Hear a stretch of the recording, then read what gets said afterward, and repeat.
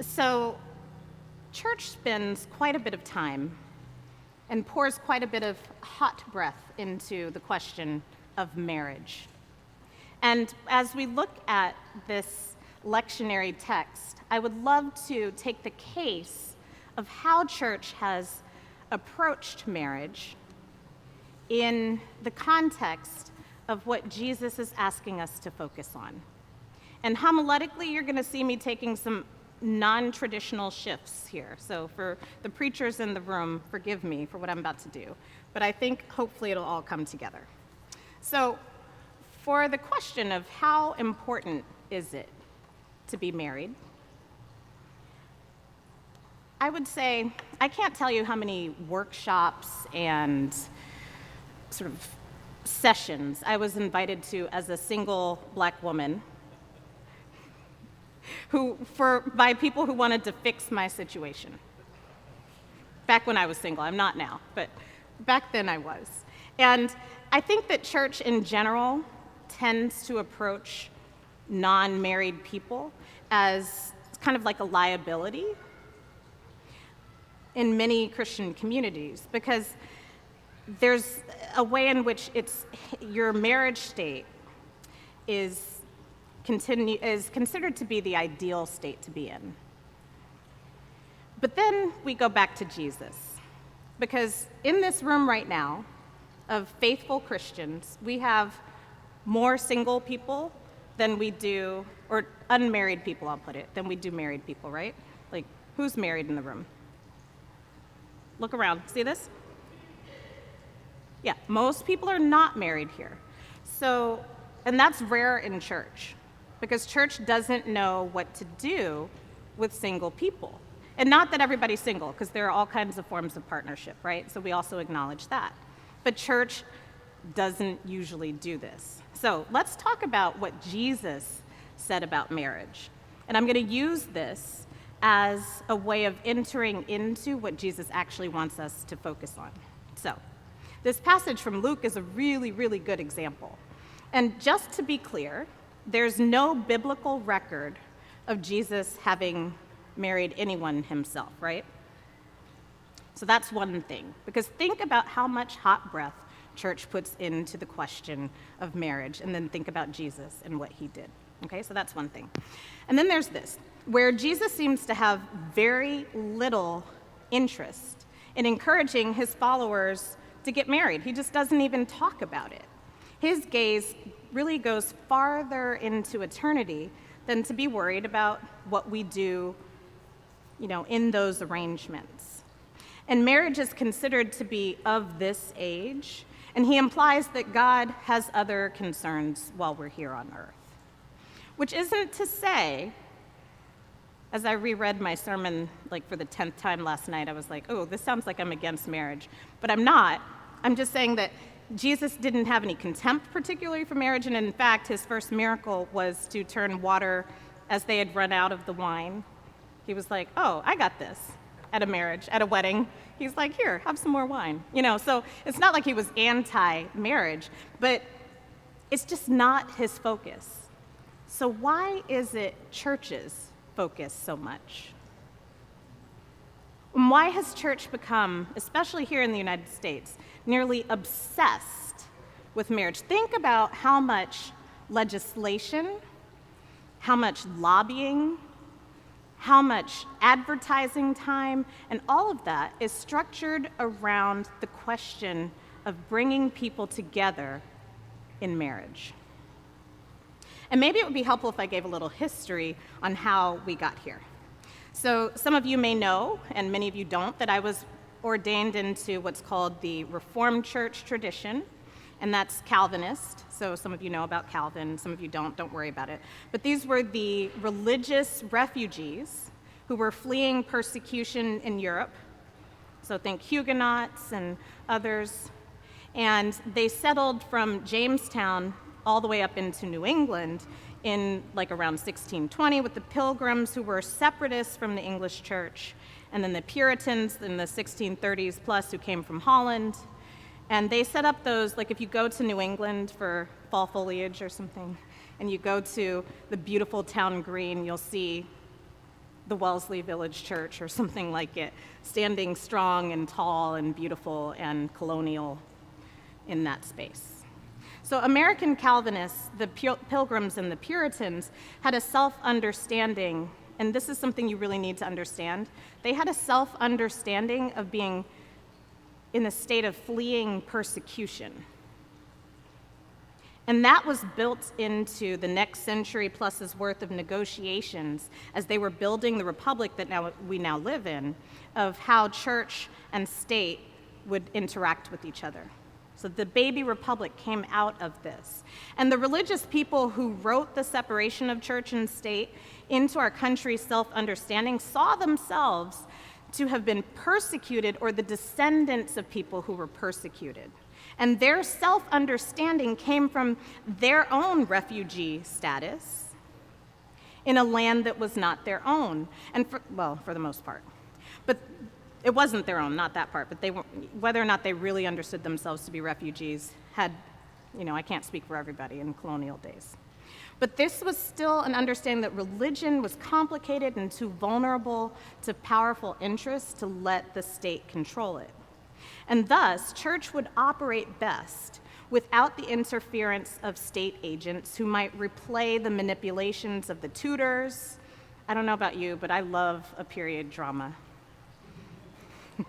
And the Tudors, so I know everything I can about the Tudors, but they were terrible, and they had a whole sense of influence on the church, right? And so the church wanted to make sure that that influence couldn't play forward. And so the Tudors are the other countless monarchs and princes who cynically distorted biblical teachings and truths for dynastic gain. Church and state needed to be separate here in these lands. And church had to be able to do church without the state manipulating it in service to its own hunger for power. But again, these folks understood themselves to be refugees. And that persecuted status put the Christian closer to the Jesus experience, right? In that time, because we know that Jesus himself was a refugee too. And almost all early Calvinist communities were actually refugee communities. There would be several generations of bloodshed before they were even remotely recognized by the state. My, how that has changed. So how did they see marriage? I actually had a very helpful conversation in the past week with some friends who are theologians, and it's Dr. Kathleen Reckless and Dr. Sean Larson. And here's what they helped me to understand. Just before these folks fled Europe, like you catch this, right? Like you see some themes throughout history. So before they fled Europe, Protestants of all stripes started to elevate the status of marriage for the first time in Christendom. And this was like a strategy that was a clear polemic against the Catholics, who didn't really think about marriage at that point. And you may say, well, wait a minute, I grew up Catholic and they think a lot about marriage. But that didn't really happen until the Counter-Reformation, so 16th century, okay? So catch this. But prior to the Protestant Reformation, it was really only aristocrats who had state-sanctioned marriages. And the only reasons that they needed this sanctioning was because the whole point was to manage the complications of dynastic and landholding relationships. That was why marriages would wind up getting blessed by church and sanctioned by state. That was it, and they were the only people who did it. For poor people, this was completely irrelevant. And of course, the overwhelming majority of people at that time were overwhelmingly poor. Cripplingly and dangerously poor. And the state paid their relationships no mind, and pretty much same for church. So one very clear way for Protestants to distinguish themselves from Catholics at this time was to marry and to bless those marriages in the church. Everybody, no matter what their social status was. And even though up until that point, marriage was entirely about land and property, marriage itself, as sanctioned by church and state, but family could exist in all kinds of forms differently. And in those days, the church considered the truly spiritually harrowed space was actually celibacy in the priesthood. So, the Reformation stressed marriage as a godly, sanctified union that all citizens should undertake with eventually the consent of the state. And the Reformers then pushed for this, and it brought marriage to the people for the first time in Christianity's history. I just want you to understand this history, because that's 17th, 18th century, which means that 17 to 18 centuries into Christendom, this thing that we now focus on so obsessively was not an issue. Okay, so just hold on to that. Meanwhile, note that while marriage was sanctified, it wasn't considered, at least for the Reformers, sacramental. And sacraments, for most Protestants, had to have been a mandate, a mandatum in Latin, from Jesus himself, in which he said, do this. So if Jesus didn't say do this, then it wasn't considered a sacrament. And just for a little bit of Protestant nerdy trivia, do you all know, and don't answer, if you've been to divinity school, don't answer, but do you all know what the two sacraments are that we recognize? Don't answer. I'll help you. Communion and, yeah, that's it. Those are the two things Jesus said to do. The rest is not considered a sacrament, not in this tradition.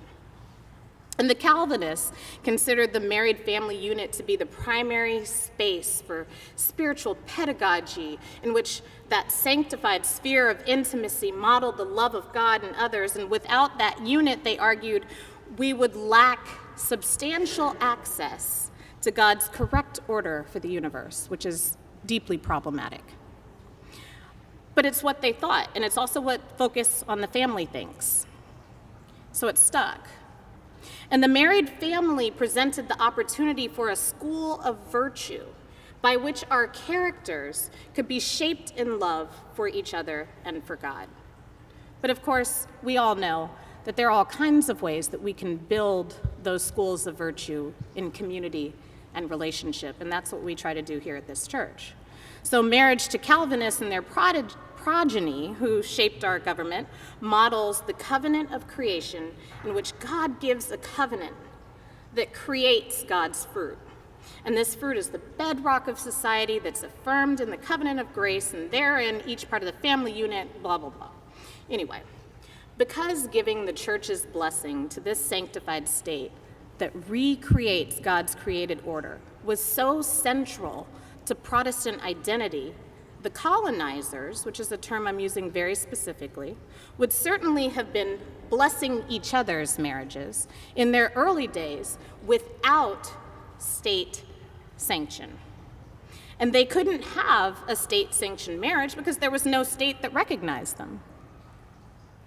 And the family had to be able to exist even if the state hadn't caught up to their spiritual needs. And this means that in those earliest days that so many people love to cite when they talk about the origins of this country, these refugees, colonizing refugees, had the very same kinds of marriages that I and my colleagues offered just a few months ago in Tijuana. Some of you know this story, some of you don't. But almost exactly a year ago, Al Otro Lado, an organization in Tijuana, I learned about them, and I wrote to one of their executive directors, Nicole Ramos, and we started to brainstorm how this group of clergy I was bringing down there could be helpful to their work. They're a legal organization for the most part, but they also have food and associated services. And I said, what can we do? And she said, could you guys do weddings? And I said, yeah, of course, we're authorized to do weddings. And she said, well, here's the thing. Families have a tendency, as they cross, to be separated by our new policies. And the men are placed in one place, and the women and child hopefully will be placed together, though not necessarily.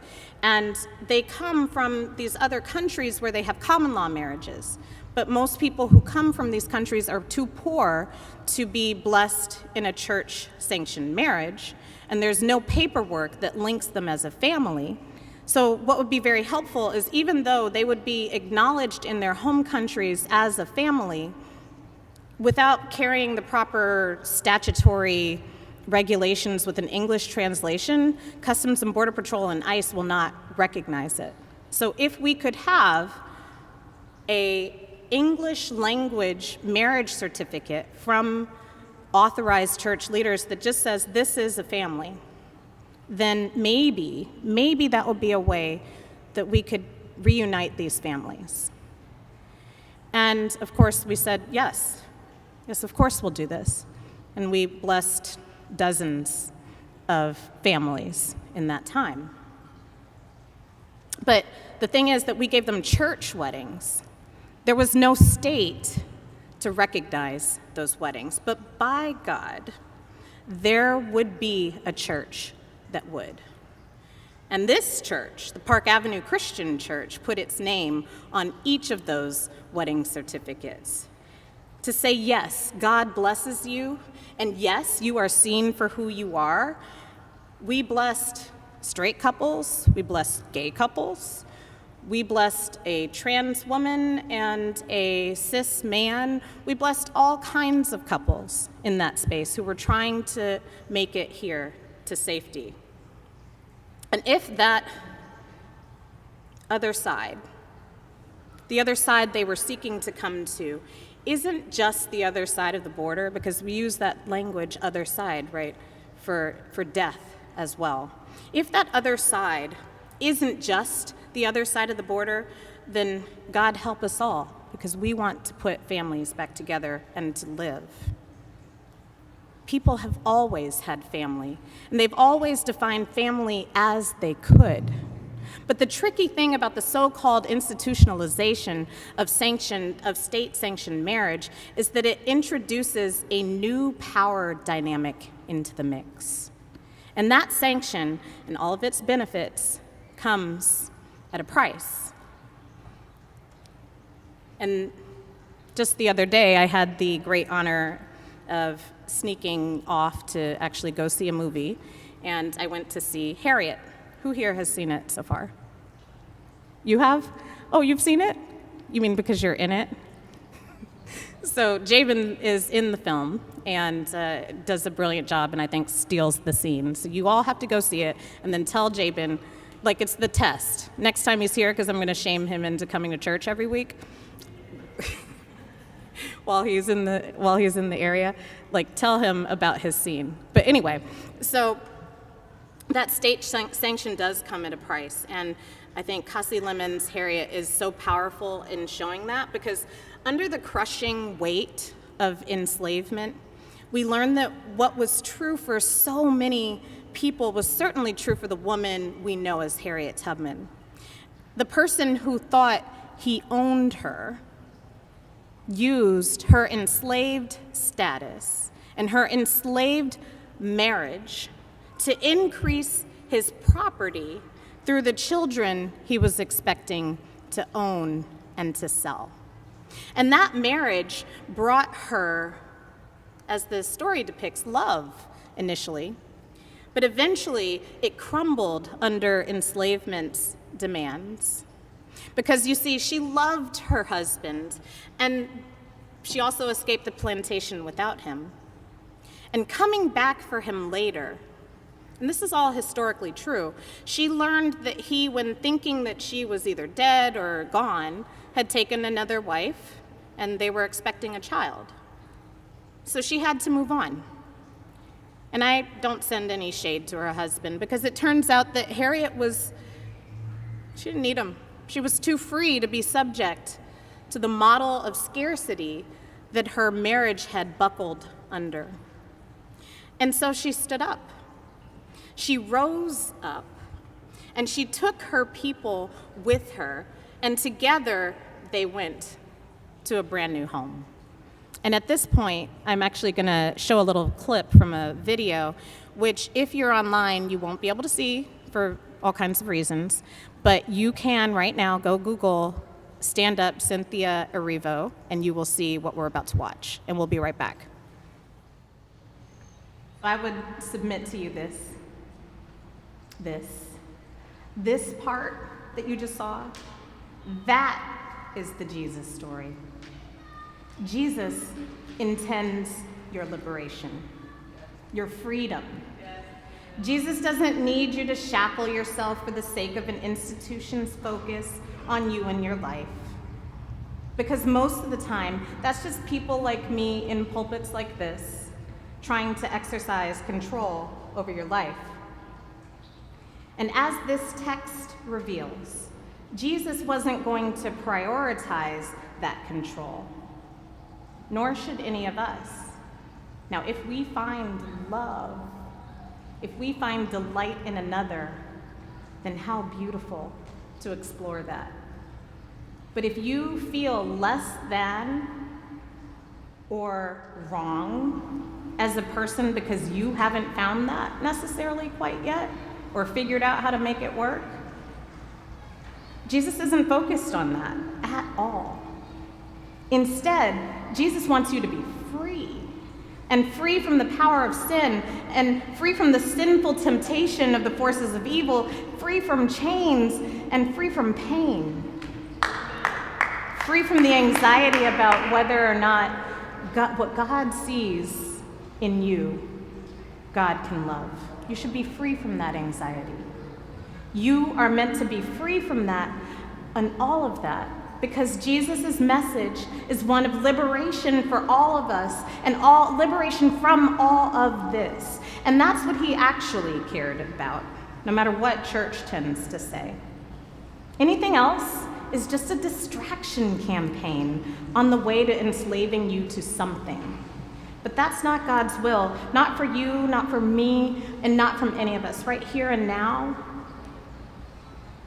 If we're focused on all that other stuff, then we won't actually rise up.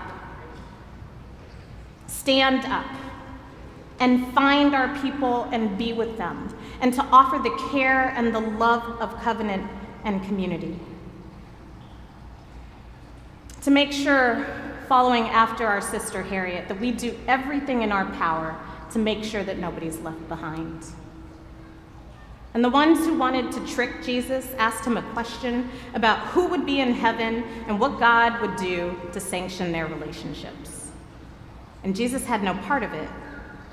And the ones who surrounded our sister Harriet at 91 years old